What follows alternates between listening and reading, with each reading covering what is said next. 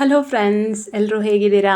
ಇವತ್ತು ಮಾಮೂಲಿಯಂತೆ ಬೆಳಿಗ್ಗೆ ಅಂತ ತಿಂದೆ, ಮಧ್ಯಾಹ್ನ ಅಂತ ತಿಂದೆ, ಸಾಯಂಕಾಲ ಅಂತ ತಿಂದೆ, ಎಲ್ಲವನ್ನು ಕೂಡ ಇವತ್ತು ನಿಮಗೆ ಶೇರ್ ಮಾಡ್ತಾ ಇದ್ದೇನೆ.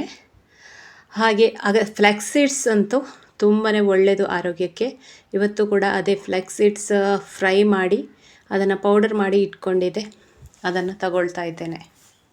ಹಾಗೆ ನಿಮ್ಮ ವೆಯ್ಟ್ ಲಾಸ್ ಜರ್ನಿ ಹೇಗಾಗ್ತಿದೆ, ವೆಯ್ಟ್ ಲಾಸ್ ಆಯಿತಾ ಅನ್ನೋದನ್ನು ನನಗೆ ಕಮೆಂಟ್ ಮಾಡಿ ತಿಳಿಸೋದನ್ನು ಮರಿಬೇಡಿ.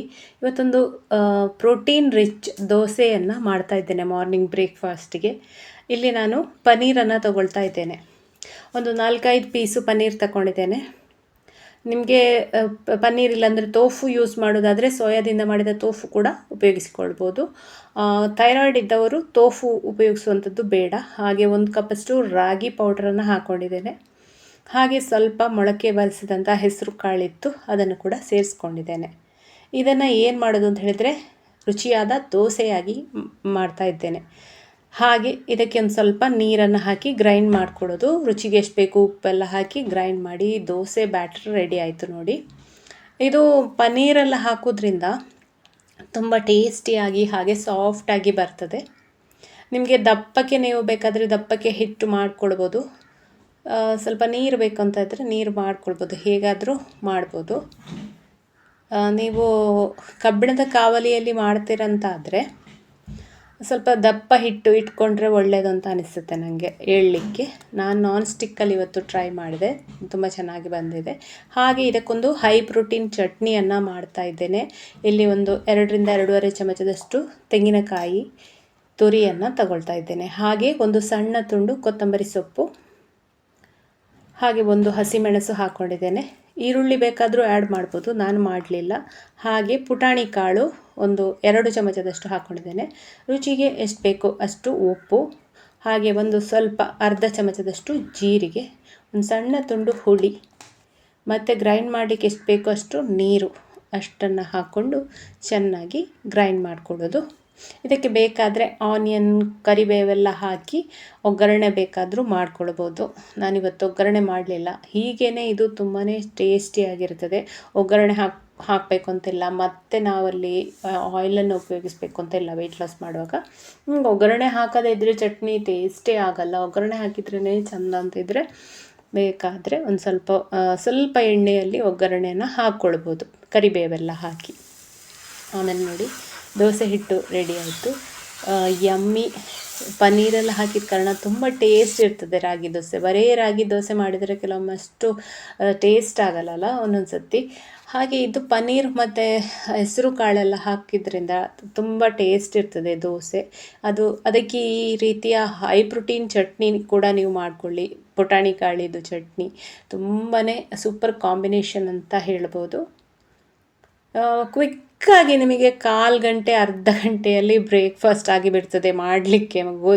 ರಾಗಿ ಹೊಡಿ ಒಂದು ಇದ್ಬಿಟ್ರೆ, ಪನ್ನೀರ್ ಇದ್ಬಿಟ್ರೆ ಆರಾಮ್ಸೆ ಮಾಡ್ಕೊಳ್ಬೋದು. ವೆಯ್ಟ್ ಲಾಸ್ ಮಾಡೋದು ಇಷ್ಟು ಈಸಿಯಾ ಅನಿಸುತ್ತೆ. ಯಾಕೆ ನಾವು ಇಲ್ಲಿ ಪನ್ನೀರನ್ನು ಯೂಸ್ ಮಾಡಿದ್ದೇವೆ ಅಂತ ಹೇಳಿದರೆ, ನಮ್ಮ ಫುಡ್ಡಲ್ಲಿ ಪ್ರೋಟೀನ್ ಜಾಸ್ತಿ ಇರಬೇಕು. ಅದಕ್ಕೋಸ್ಕರ ಇಲ್ಲಿ ಹೆಸರು ಕಾಳಲ್ಲಿ ಕೂಡ ಪ್ರೋಟೀನ್ ಇದೆ, ಹಾಗೆ ಇದು ಪನ್ನೀರಲ್ಲಿ ಕೂಡ ಪ್ರೋಟೀನ್ ಇದೆ. ಹಾಗೆ ರಾಗಿ ಕೂಡ, ಅದರಲ್ಲಿ ಕ್ಯಾಲ್ಸಿಯಂ ಎಲ್ಲ ಇದೆ. ರಾಗಿ ತುಂಬಾ ಒಳ್ಳೆಯದು, ತಂಪು. ರಾಗಿ ತಿಂದರೆ ತುಂಬಾ ಎನರ್ಜಿ ಕೂಡ ಬರ್ತದೆ. ಸೊ ಇಲ್ಲಿ 2-3 ದೋಸೆಯಷ್ಟು ನೀವು ತಿನ್ಬೋದು ಮಾರ್ನಿಂಗ್, ಏನೂ ತೊಂದರೆ ಇಲ್ಲ.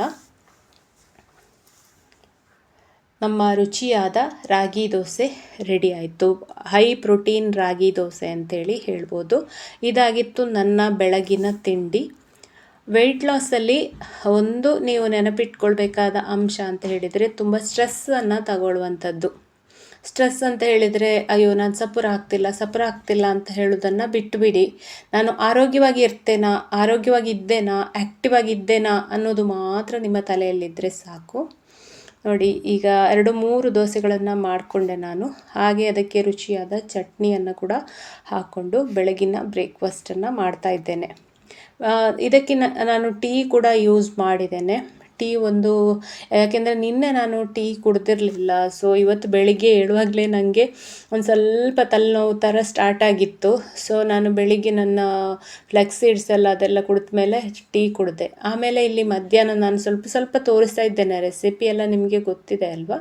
ಇಲ್ಲಿ ಸ್ವಲ್ಪ ಮೆಣಸಿನ ಹುಡಿ, ಅರಸಿನ ಹುಡಿ, ಆಮೇಲೆ ಸ್ವಲ್ಪ ಧನಿಯಾ ಪುಡಿ, ಹಾಗೆ ಸ್ವಲ್ಪ ಗರಂ ಮಸಾಲೆ, ಹಾಗೆ ಜೀರಾ ಪೌಡರ್ ಎಲ್ಲ ಹಾಕಿ ಮಿಕ್ಸ್ ಮಾಡಿ ಬದನೆಗೆ ಈ ಥರ ಹಚ್ಕೊಂಡು ಫ್ರೈ ಮಾಡ್ಕೊಳ್ತಾ ಇದ್ದೇನೆ. ಇದು ನಾನು ಲಂಚಿಗೆ ಪ್ರಿಪೇರ್ ಮಾಡ್ಕೊಳ್ತಾ ಇದ್ದೇನೆ. ಯಾವಾಗಲೂ ಏನೂ ಇಲ್ಲ ಊಟಕ್ಕೆ ಅಂತ ಹೇಳುವಾಗ ಸೈಡ್ ಡಿಶ್ ಆಗಿ ಈ ಥರ ಬದನೆಯನ್ನು ಫ್ರೈ ಮಾಡಿಕೊಂಡ್ರೆ, ನೀವೆಲ್ಲ ಫಿಶ್ ತಿನ್ನೋರಾಗಿದ್ದರೆ ಫಿಶ್ ಫ್ರೈ ಮಾಡ್ತೀರಲ್ಲ, ಅದರ ಬದಲಾಗಿ ನಾವು ವೆಜಿಟೇರಿಯನ್ಸ್ ಬದನೆ ಫ್ರೈನ ಮಾಡ್ಕೊಳ್ತೇವೆ. ನೀವು ಫಿಶ್ ಆದರೂ ಈ ಥರ ಫ್ರೈ ಮಾಡಿಕೊಂಡು ಮಾಡ್ಬೋದು. ಅದೇ ರೀತಿ ಪನ್ನೀರ್ ಕೂಡ ಫ್ರೈ ಮಾಡಿಕೊಂಡು ಸಲಾಡ್ ಪ್ರಿಪರೇಷನ್ ಮಾಡ್ಕೊಳ್ತಾ ಇದ್ದೇನೆ. ಹಾಗೆ ಕ್ಯಾಪ್ಸಿಕಮ್ ಕೂಡ ಒಂದು ಸ್ವಲ್ಪ ಫ್ರೈ ಮಾಡ್ಕೊಂಡಿದ್ದೇನೆ. ಆಗ ಸ್ವಲ್ಪ ಕ್ಯಾಪ್ಸಿಕಮನ್ನು ಹಸಿಯಾಗಿ ತಿನ್ನೋದು ಅಷ್ಟು ಟೇಸ್ಟ್ ಆಗಲ್ಲ, ಹಾಗೆ ಸ್ವಲ್ಪ ಫ್ರೈ ಮಾಡಿಕೊಂಡು ಅದಕ್ಕೆ ಸ್ವಲ್ಪ ಪೆಪ್ಪರ್ ಪೌಡರ್, ರುಚಿಗೆ ಎಷ್ಟು ಬೇಕು ಅಷ್ಟು ಉಪ್ಪನ್ನು ಹಾಕ್ಕೊಳ್ಳೋದು. ಆಮೇಲೆ ನಿಂಬೆಹಣ್ಣನ್ನು, ಲೆಮನ್ ವಾಟರ್ ಅಂತೇಳಿ ನಾನು ಬೆಳಿಗ್ಗೆ ಕುಡಿಯೋದು ಕಡಿಮೆ, ಈ ಥರ ಸಲಾಡ್ಗೆ ಎಲ್ಲ ಹೆಚ್ಚಾಗಿ ಯೂಸ್ ಮಾಡ್ತೇನೆ. ಆ ರೀತಿ ಲಿಂಬೆಯನ್ನು ಉಪಯೋಗಿಸ್ಕೊಳ್ತೇನೆ. ನಿಮಗೆ ಲೆಮನ್ ವಾಟರ್ ಬೆಳಿಗ್ಗೆ ಇಷ್ಟ ಆಗುತ್ತಂತಾದರೆ ಲೆಮನ್ ವಾಟರ್ ಆದರೂ ಕುಡಿಬೋದು. ನೋಡಿ, ನನ್ನ ಮಧ್ಯಾಹ್ನದ ಲಂಚ್ ಇದಾಗಿತ್ತು. ಒಂದು ಗ್ಲಾಸು ಮಜ್ಜಿಗೆ ತಗೊಂಡಿದ್ದೇನೆ, ಹಾಗೆ ಬೇಕಾದಷ್ಟು ಸಲಾಡ್.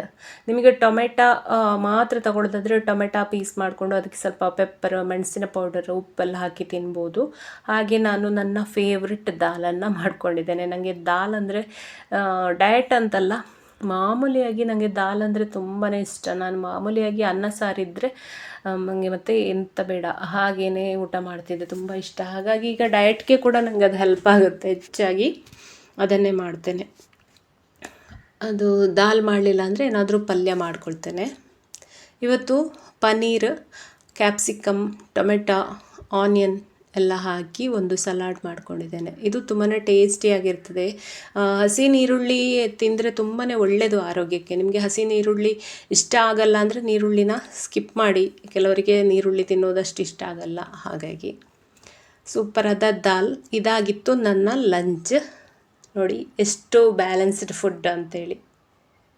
ಪನ್ನೀರಲ್ಲೂ ಪ್ರೋಟೀನ್ ಇದೆ. ಹಾಗೆ ನಂದು ಈವ್ನಿಂಗ್ ಅಲಸಂಡೆ ಕಾಳಿದು ಸಲಾಡನ್ನು ಮಾಡ್ಕೊಂಡಿದ್ದೇನೆ ಡಿನ್ನರಿಗೆ. ತುಂಬಾ ಟೇಸ್ಟಿ, ತಿನ್ನಲಿಕ್ಕೆ ಕೂಡ ಹಾಗೆ ಹೈ ಪ್ರೋಟೀನ್ ಅಲ್ವಾ. ಈ ಅಲಸಂಡೆ ಕಾಳಲ್ಲಿ ನಮಗೆ ಪ್ರೋಟೀನ್ ಸಿಗ್ತದೆ. ಅದಕ್ಕೆ ಸ್ವಲ್ಪ ಕ್ಯಾಪ್ಸಿಕಮ್ ಸಣ್ಣಗೆ ಹೆಚ್ಚಿದ್ದು ಹಾಕ್ಕೊಂಡೆ, ಹಾಗೆ ಕ್ಯಾರೆಟ್ ತುರಿದು ಹಾಕ್ಕೊಂಡೆ, ಸ್ವಲ್ಪ ತೆಂಗಿನಕಾಯಿ ತುರಿ ಇಷ್ಟ. ಅದಾದಮೇಲೆ ಒಂದು ಸ್ವಲ್ಪ ಪೆಪ್ಪರ್ ಪೌಡರ್, ರುಚಿಗೆ ಎಷ್ಟು ಬೇಕು ಅಷ್ಟು ಉಪ್ಪು, ಆಮೇಲೆ ಸ್ವಲ್ಪ ಲಿಂಬೆ ಹಣ್ಣು ಒಂದು ಅರ್ಧ ಹಿಂಡ್ಕೊಳ್ತೇನೆ. ಅದರ ಜೊತೆಗೆ ಯಮ್ಮಿ ಆಗಿರಲಿ ಅಂತ ಹೇಳಿ ಒಂದು ದಾಳಿಂಬೆ ಸಣ್ಣದಿತ್ತು, ಅದನ್ನು ಕೂಡ ಹಾಕ್ಕೊಂಡೆ. ಈಗ ನಮ್ಮ ಯಮ್ಮಿಯಾದ ಟೇಸ್ಟಿಯಾದ ಅಲಸಂಡೆ ಕಾಳನ್ನ ಸಲಾಡ್ ರೆಡಿ ಆಯಿತು. ಡಿನ್ನರ್ಗೆ ಇದು ಹೊಟ್ಟೆ ಫಿಲ್ ಆಗ್ತದೆ, ಟೇಸ್ಟಿಯಾಗಿರ್ತದೆ, ಹೆಲ್ದಿ ಆಗಿರ್ತದೆ. ನೀವು ಒಂದು ಸತಿ ಮಾಡ್ಕೊಂಡು ತಿನ್ನಿ, ಎಷ್ಟು ಚೆನ್ನಾಗಿರ್ತದೆ ಅಂತ. ಬೇಕಾದರೆ ಕೊತ್ತಂಬರಿ ಸೊಪ್ಪು, ಹಸಿಮೆಣಸೆಲ್ಲ ಆ್ಯಡ್ ಮಾಡ್ಬೋದು. ನಾನು ಮಾಡಲಿಲ್ಲ, ಇಷ್ಟೇ ನನಗೆ ಟೇಸ್ಟಿಯಾಗಿತ್ತು. ಲಿಂಬೆ ರಸ ಕೂಡ ಹಾಕ್ಕೊಂಡು ತುಂಬಾ ಟೇಸ್ಟಿಯಾಗಿರ್ತದೆ. ಅಲ್ಲಲ್ಲಿ ದಾಳಿಂಬೆ ಸಿಹಿಯಾಗಿ ಸಿಕ್ಕುವಾಗ ತುಂಬ ಟೇಸ್ಟಿಯಾಗಿರ್ತದೆ. ನಿಮಗೆ ಖಾರ ಬೇಕು ಅಂದರೆ ಹಸಿಮೆಣಸು ಹಾಕ್ಕೊಳ್ಳಿ. ಫ್ರೆಂಡ್ಸ್, ನಿಮಗೆ ಈ ವಿಡಿಯೋ ಇಷ್ಟ ಆದರೆ ಖಂಡಿತ ಲೈಕ್ ಮಾಡಿ, ಹಾಗೆ ಶೇರ್ ಮಾಡಿ. ನಿಮ್ಮ ಡಯಟ್ ಹೇಗಾಗ್ತಿದೆ ಅನ್ನೋದನ್ನು ಕಮೆಂಟಲ್ಲಿ ತಿಳಿಸೋದನ್ನು ಮರಿಬೇಡಿ. ಹೀಗೇ ನಾನು ಬೇರೆ ಬೇರೆ ಡಯಟ್ ರೆಸಿಪಿ ಜೊತೆ, ಡಯಟ್ ವರ್ಕೌಟ್ ಜೊತೆ, ಡಯಟ್ ಇನ್ಫಾರ್ಮೇಷನ್ ಜೊತೆಗೆ ಮತ್ತೆ ಬರ್ತೇನೆ. ಅಲ್ಲಿಯವರೆಗೆ ನಮಸ್ಕಾರ, ಬಾಯ್ ಬಾಯ್, ಟೇಕ್ ಕೇರ್, ಥ್ಯಾಂಕ್ ಯು.